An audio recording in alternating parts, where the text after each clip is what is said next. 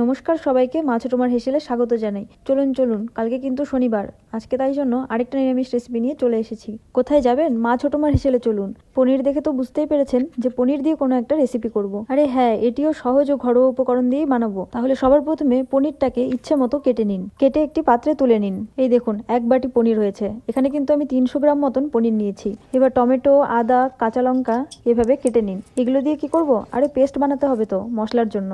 কেটে নিলে মশলা বানাতে কিন্তু সুবিধা হয়, সেই কারণেই কাটা। এই দেখুন, মশলার জন্য যেগুলো নিয়েছি সেগুলো কিন্তু একদম ঘরোয়া। নিয়েছি গোটা জিরে, গোটা ধনে, 4 থেকে 5টা শুকনো লঙ্কা, আর এই টমেটো, আদা আর কাঁচা লঙ্কা। এবার চলুন একসাথে মিক্সিতে ঘুরিয়ে নিই। দাঁড়ান দাঁড়ান, জল দিতে হবে তো দিয়ে দিলাম একটু জল। এবার 4 থেকে 5 রাউন্ড ঘুরিয়ে নিন। মশলাটা রেডি করে উনুনে কড়াইটা চাপিয়ে দিয়ে চলুন তেজপাতা পেরে নিয়ে আসি। রান্না করতে এসে দেখছি তেজপাতা নেই। আপনারা কে কে এইভাবে গাছ থেকে তেজপাতা তুলে রান্না করেন আমাকে এখনই কমেন্ট করে জানান। এই দেখুন, এসে দেখছি কড়াইটা গরম হয়ে গেছে। এবার দিয়ে দিলাম তেল। এবার পনিরগুলোকে ভালো করে আলতো হাতে ভেজে নিন। খুব বেশি ভাজবেন না, খুব তাড়াতাড়ি ভেজে তুলে নেবেন, নাহলে কিন্তু শক্ত হয়ে যাবে, আর শক্ত হলে খেতে কিন্তু একদম ভালো লাগবে না। এই দেখুন, আমার ভাজা কিন্তু হয়ে গেছে। এবার আমি তুলে নিচ্ছি।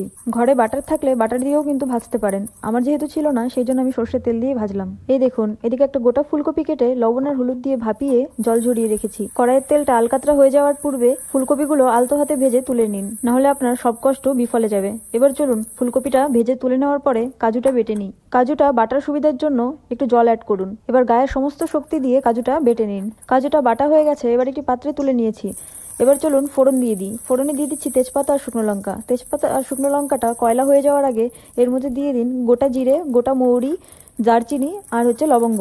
এবার এই সবগুলোকে কয়লা হতে দেবেন না, তার আগে দিয়ে দেবেন মশলাটাকে এবার ভালোভাবে কষিয়ে নিতে হবে। আর দাঁড়ান দাঁড়ান, বাটিটাতে আরো মশলা লেগে আছে, সেটা তো দিয়ে দিই। এই দেখুন, মশলা ধোয়া জলটাও কিন্তু দিয়ে দিলাম। এবার চলুন মশলাটাকে ভালোভাবে মন দিয়ে কষিয়ে নিই। এবারে দিয়ে দিন স্বাদ মতো লবণ আর পরিমাণ মতন হলুদ। যতক্ষণ না তেল বেরিয়ে আসছে ততক্ষণ কষাতে থাকুন। এই দেখুন, কি মনে হচ্ছে কষানো হয়ে গেছে না? এবারে দিয়ে দিন সেই কাজু বাটাটা। বাটির গায়ে কাজু বাটা লেগে থাকলে একটু জল দিয়ে ধুয়ে দিয়ে দিন, নষ্ট করে লাভ নেই। এবার চলুন কষিয়ে নিই। কষানোর টাইমে কিন্তু তেল ছাড়ার অপেক্ষা করতে যাবেন না। একটু নেড়ে চেড়ে নিয়ে এর মধ্যে দিয়ে দেবেন পরিমাণ মতন জল। জলটা তো দিয়ে দিলাম।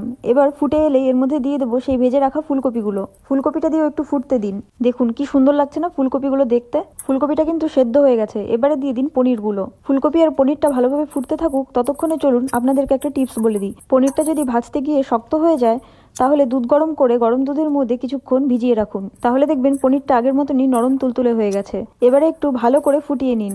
এই দেখুন কি সুন্দর লাগছে না দেখতে? খেতেও কিন্তু দারুণ হয়েছিল। এবার একটা লাস্ট উপকরণ, সেটা হচ্ছে চিনি। 1 চামচ মতন চিনি দিয়ে দিন, তাহলে স্বাদ বাড়বে। বাড়িতে সবার যদি গরম মশলা পছন্দ থাকে তাহলে নামানোর আগে একটু গরম মশলা অ্যাড করতে পারেন। আমার যেহেতু পছন্দ না, তাই আমি দিলাম না। তাহলে রেডি হয়ে গেছে আমাদের পনির ফুলকপি নিরামিষ রেসিপি। যদি ভালো লেগে থাকে লাইক, কমেন্ট, শেয়ার আর সাবস্ক্রাইব করে দেবেন। আজকে এই পর্যন্তই, দেখা হবে পরের ভিডিওতে। মা ছোট মার হেসেলে পাশে থাকার জন্য অনেক অনেক ধন্যবাদ।